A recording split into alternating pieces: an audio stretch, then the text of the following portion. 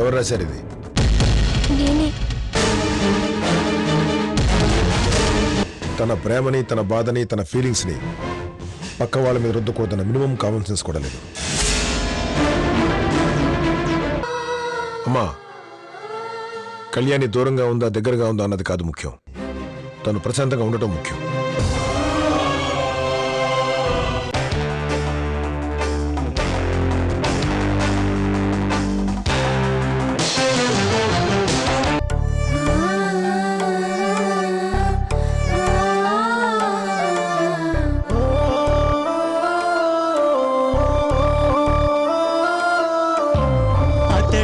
ఒక శిఖరం మనిషి బంగారం మమతే అతని వరం ప్రేమకు ప్రాకారం సగము తనువు సదికిచ్చాడు శిరమున గంగను మోశాడు కరళజ్వాలను మింగినవాడు పరుల కొరకు తల వంచాడు పరమశివుని తలపించాడు శిఖరం శిఖరం శిఖరం శిఖరం శిఖరం శిఖరం శిఖరం శిఖరం.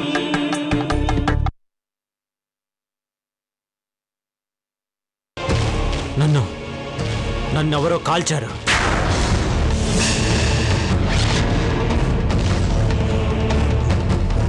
ఎవరు? నన్ను ఎవరు కాల్చారు? నన్ను ఎవరు కాల్చారు? నాకు తెలీదండి. నేను అక్కడికి వచ్చేసరికే మీరు రక్తం మడుగులో పడున్నారు. చుట్టూ ఎవరూ కనిపించలేదు. నువ్వు అక్కడికి ఎందుకు వచ్చావు?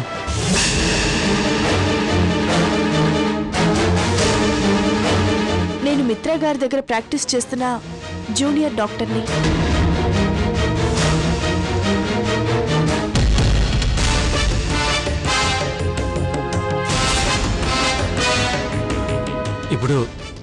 ఇప్పుడు నేను ఎక్కడున్నాను?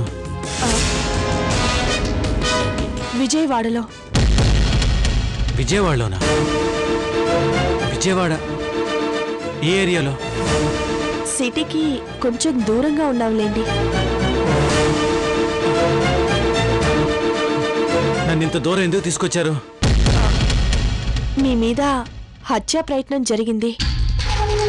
మీరు ప్రాణాలతో ఉన్నారని తెలిస్తే వాళ్ళు మళ్ళీ మీ మీద ఎక్కడ దాడి చేస్తారో అని భయపడి ఇక్కడికి తీసుకొచ్చాను.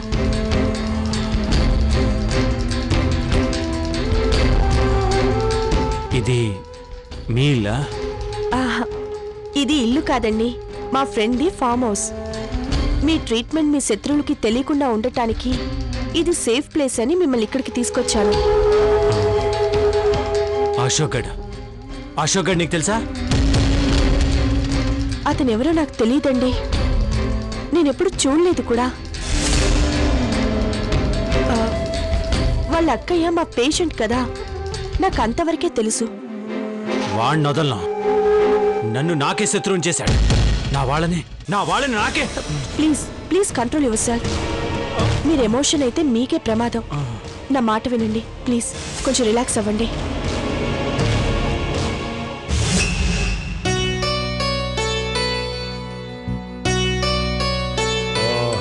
అప్పుడు నా వయసు 12 ఏళ్ళు. మీ అమ్మ వయసు ఎంతో తెలుసా? ఎంత మామయ్య? 7 సంవత్సరాలు. అంటే శైలు అంతా?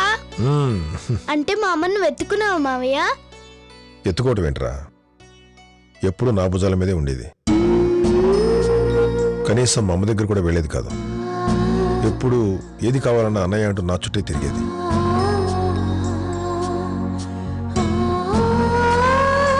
పెద్దయ్యాక మారిపోయింది కానీ చిన్నప్పుడు దానికి ఎంత కోపమో ఊరికే అరిగేది. అదేం చెప్తే నేను చేయాలి, లేదనుకో దాన్ని చిన్న చేతులతో తెక్కొట్టేది. ఏంటి నిన్ను కొట్టేదా? అన్నయ్య అలా కొట్టొచ్చా? అమ్మ బ్యాడ్ గర్ల్ కదా? అమ్మ ఇప్పుడు బ్యాడ్ గర్ల్ కాదమ్మా, చాలా చాలా మంచిది. తను చూసి మీరు కూడా నేర్చుకోవాలి. మరి నాన్న? నేర్చుకోవడానికి మీ నాన్న దగ్గరే ఉందిరా. వాడికి వాళ్ళ అక్క మీద ఉన్న ప్రేమ పగ నేర్పింది. నాకు నా చెల్లెల మీద ఉన్న ప్రేమ ఓర్పు నేర్పింది. మనిషి అంటే మీ అమ్మలాగా ఉండాలిరా, మీ నాన్నలా కాదు.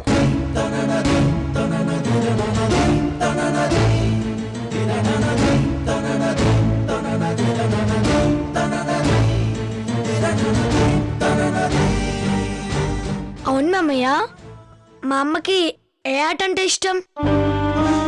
దాగుడు మూతలాట.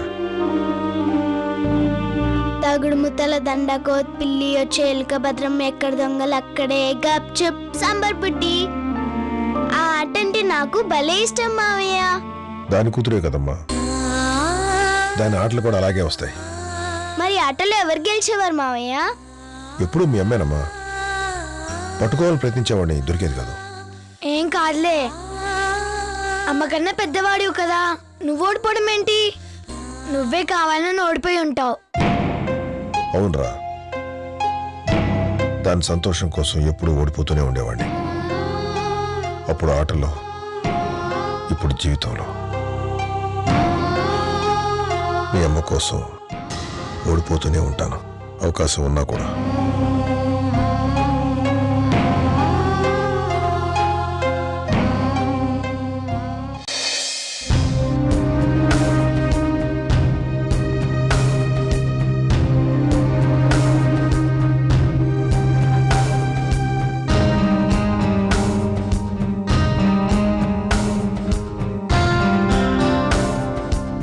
ఏంటి మేడం తల పట్టుకున్నారు? మెడ పట్టుకోలేక? ఇప్పుడు ఏమైందని? ఏమైందా? ఆ గదిలోకి వెళ్ళి చూడు. ఆయనకు ఆ పక్క ఈ పక్క 2 పిల్లలు చేరి కబుర్లు చెప్తున్నారు. మేనమామ కదా మేడం, ఆయనకి వాళ్ళని దగ్గర పడుకోబెట్టుకోవాలని, వాళ్ళకి ఆయన దగ్గర పడుకోవాలని ఉంటుంది కదా. ఏం చెప్పావే? నీకు అందరి బాధలు అర్థం అవుతాయి. చెవిలో జోరీగలాగా పోరాడుతున్న నా బాధ మాత్రం అర్థం కాదు. ఆ గదిలోకి నిన్ను పంపించాలని, ఆయన పక్కన నీకు స్థానం కల్పించాలని నిద్రాహారాలు మాని ప్రయత్నిస్తున్నాను. ఇంకేంటి నా బొంద నేను చేసేది? మన ఇద్దరిని బయటేసి వాళ్ళిద్దరూ లోపలికి చేరారు. ఇక నువ్వు ఆ గదిలోకి వెళ్ళట్టే. వదిలేండి మేడం, పిల్లలు అలా దగ్గరగా ఉంటే మాస్టర్ గారు మన బాధలు మర్చిపోతారు కదా. నువ్వే నిర్ణయించేశావు అనమాట మనం బాధలం అని. సంతోష పెట్టాలనుకునే నువ్వే అలా అంటున్నప్పుడు ఇక నువ్వు కడుపున బిడ్డని మోసేదెప్పుడు, నేను భుజానికి ఎత్తుకుని ఆడుకునేదెప్పుడు? చిచి, పనికిమాలిన జన్మ. పేరుకు మాత్రం 2 పెళ్ళాను, ఒక్క బిడ్డ గతిలేదు. ఇంకెందుకు, బయటకు పోయి 4 రాళ్ళు ఎరుకునరా, నట్టింట్లో కూర్చుని అష్టాచమ్మ ఆడుకుందాం. బిడ్డనెత్తుకునే రాత ఎలాగో లేదు. అలా కోపడితే ఎలా మేడం? పోనీ ఏం చేద్దామో చెప్పండి. చేసేదే ఉంది, గదిలోంచి పిల్లల్ని బయటపడేయడం తప్ప. తప్పేమో మేడం. ఏంటి తప్పు? నేనేమి వీధిని పడేద్దాం అంటలేదుగా, గదిలోంచి బయటపడేద్దాం అంటున్నాను. వాళ్ళు మాత్రం ఎవరు? నా ఆడపడుచు పిల్లలు కదా ఏంటి? వాళ్ళంటే నాకు ప్రేమే. అంతెందుకు, ఆయన ఇష్టాలన్నీ నాకు ఇష్టమే, ఆయన కష్టాలన్నీ నాకు కష్టమే. భారీగా ఆయనకి నువ్వంటే ఇష్టం లేకపోయినా స్టూడెంట్ గా నువ్వు ఆయనకి ఇష్టమే. అందుకే నాకు నువ్వంటే ఇష్టం, ఆయనకి నేనంటే కోపం. అందుకే నేనంటే నాకే కోపం. నీకు నవ్వెలా వస్తోందే? నా ఏడుపు నీకు నవ్వులాటగా ఉందా?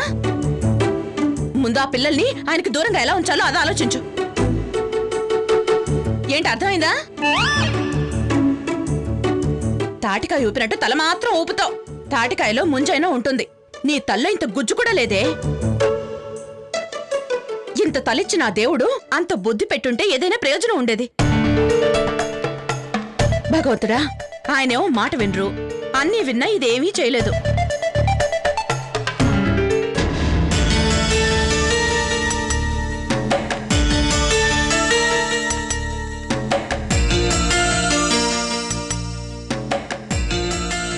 చిన్నప్పుడు మేమందరం, నేను, మీ అమ్మ, విజయ్ చాలా సంతోషంగా ఉండేవాళ్ళం. చిన్న మామయ్య చెడ్డవాడా మామయ్య? లేదురా, తను చాలా మంచోడు. మరి తను ఇంట్లో ఎందుకు లేడు మామయ్య? అదేంటోనమ్మా, నాకు ఇష్టమైన వాళ్ళందరూ నాకు దూరం అయిపోతున్నారు. అత్తయ్య అంటే మీకు ఇష్టం కదా, మరి అత్తయ్య ఇంట్లోనే ఉంటుంది కదా. ఇంట్లోనే ఉందిరా, మాటకి దూరంగా మనసుకి దగ్గరగా.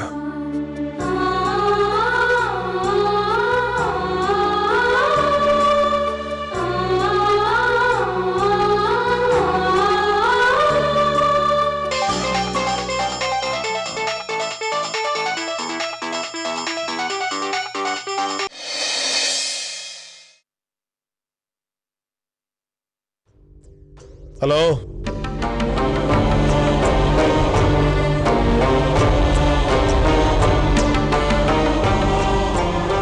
అన్నయ్య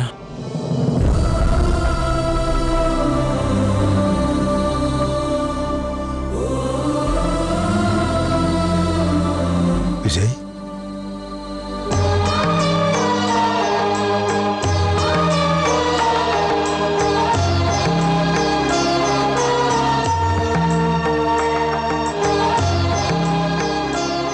విజయ్ ఎక్కడున్నావురా? నీకేం కాలేదుగా?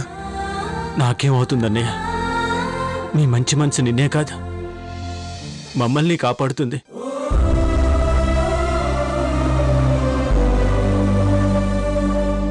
అన్నయ్య నేనిప్పుడు నీ పాత తమ్ముడిని కాదు. వాడు చచ్చిపోయాడు అన్నయ్య.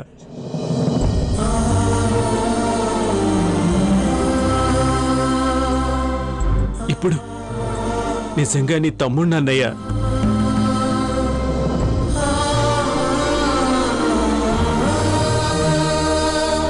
చెప్పరా విజయ్, ఎలా ఉన్నావు? నీ తమ్ముడుగా ఇంతకు ముందు బ్రతకలేదన్నయ్య. నేను చేసిన తప్పులకి నీ కాళ్ళ మీద పడి మనస్ఫూర్తిగా క్షమాపణ చెప్పాలనుందన్నయ్య. రే విజయ్, ఇప్పుడు ఆ మాట్లాడి ఎందుకురా? ముందు నువ్వు ఇంటికి రా. లేదన్నయ్య, నన్ను మాట్లాడు నువ్వు. మిగిలిన జీవితాన్ని అంతటిని నీతో గడపాలనుంది. ఆ రోజు నా బాధంతా అమ్మతో చెప్పగలిగాను, కానీ నీతో చెప్పుకోలేకపోయాను. అనుకోకుండా దూరంగా వచ్చేసాను అన్నయ్య. ఎక్కడి నుంచి మాట్లాడుతున్నావురా? నేనెక్కడున్నానంటే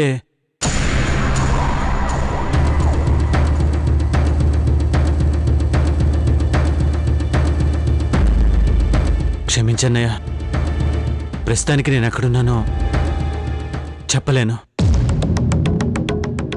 నేనేమైపోయానని బాధపడుతుంటారని ఫోన్ చేశాను మీకు.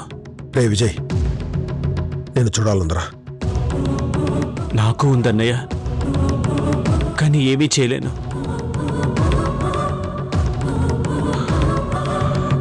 కారణం అడగొద్దన్నయ్య. ఇప్పుడు నీ మాట వినని తమ్ముణ్ణి అనిపించుకోవడం నాకిష్టం లేదన్నయ్య.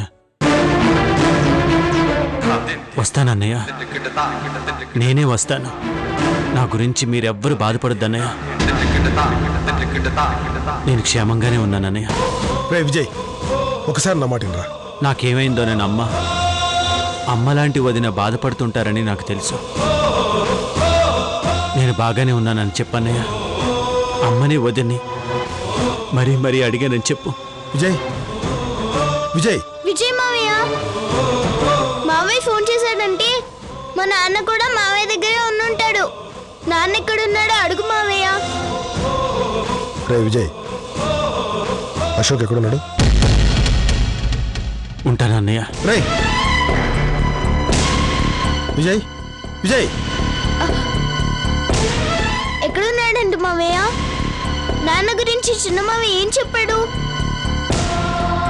మళ్ళీ చెప్తానన్నాడమ్మా. అను అను అను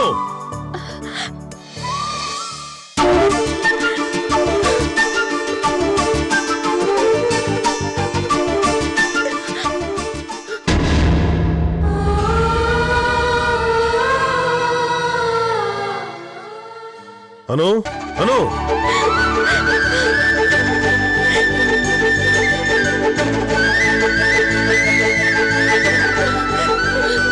పిలిచారా? అమ్మా అమ్మా ఏంట్రా? అమ్మా, విజయ్ ఫోన్ చేశాడమ్మా.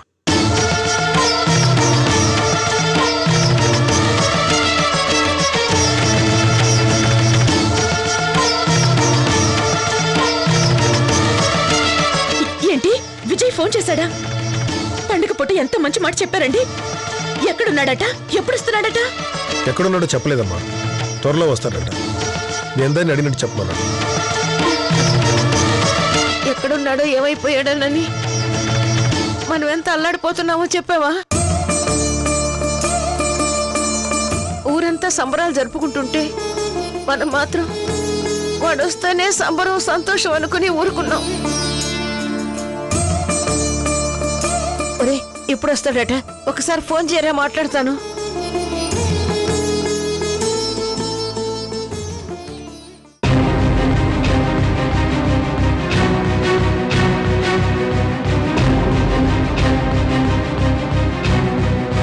లిఫ్ట్ చేయట్లేదమ్మా.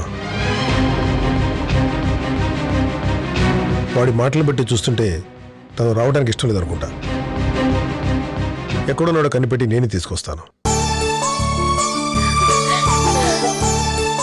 అలాగే. ఆ దేవుడు ఇప్పుడు మన మొర ఆలకించాడురా.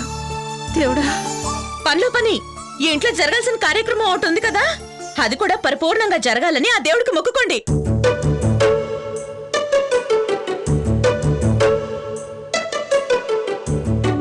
ఇందాక ఎంతో ప్రేమగా పిలిచారుగా అను అని.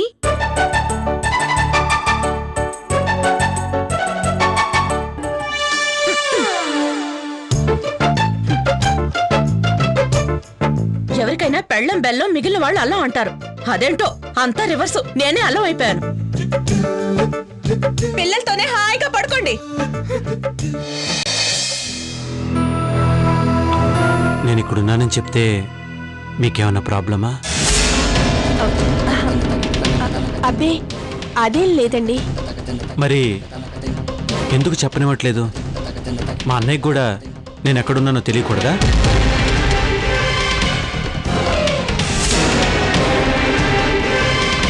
అలా అని కాదు, మీ వాళ్ళ గురించి ఆలోచించే నేను ఈ అడ్రస్ చెప్పనివ్వలేదు. మీరు ఈ అడ్రస్ చెప్తారు, వాళ్ళు ఇక్కడికి వస్తారు. మిమ్మల్ని ఇలా చూస్తే వాళ్ళు తట్టుకోగలరా? చెప్పండి, తట్టుకోగలరా? మీరు క్షేమంగా ఉన్నారన్న మాట వాళ్ళకి సంతోషాన్ని కలిగిస్తుంది. ఇలా ఒళ్ళంతా కట్లతో నీరసించిపోయిన మొహంతో చూస్తే ఖచ్చితంగా వాళ్ళు సంతోషపడరండి. అందుకే వద్దన్నాను. ఆ అశోక్ అంటే మీ అన్నయ్య గారికి పడదన్నారు. అలాంటిది ఆ అశోక్ వల్ల మీరు ఈ స్థితిలో ఉన్నారు అంటే ఆయన తట్టుకోగలరా? అంత మంచి మనిషి నేరస్తుడు కావటం ఇష్టం లేకే అలా చేశాను. మీరేం జీవితాంతం దూరంగా ఉండట్లేదు కదా. పూర్తిగా నయమయ్యాక ఎలాగో మీ ఇంటికి వెళ్తారు కదా.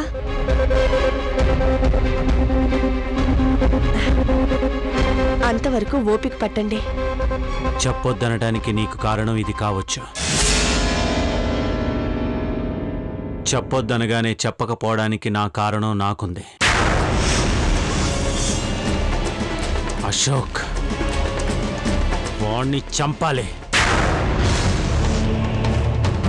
వాడెక్కడున్నా వెతికి వేటాడి చంపాలి.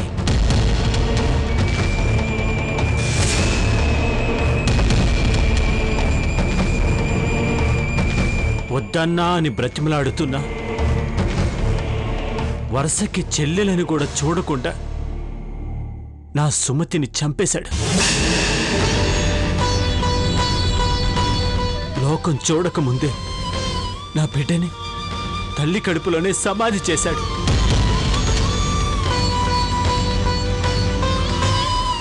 వాణ్ణి చంపకుండా తిరిగి వెళ్ళకూడదు.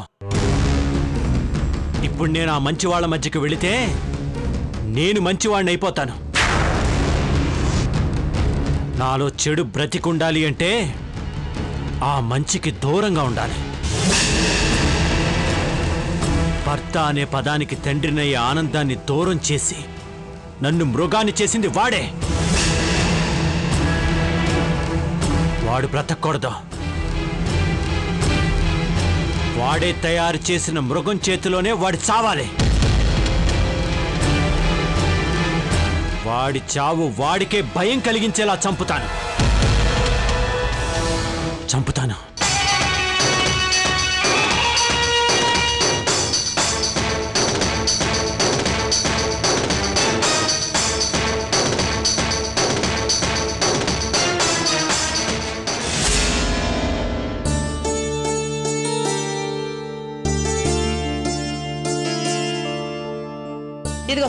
ఇవి కూడా పెట్టు.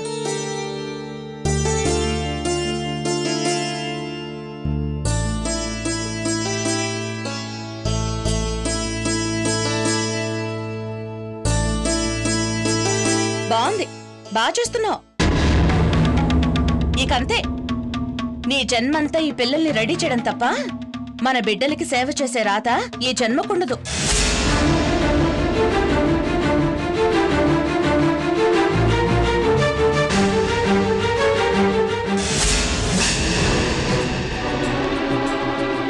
అమ్మా ఏమిట్రా? రా టిఫిన్ చేద్దాం.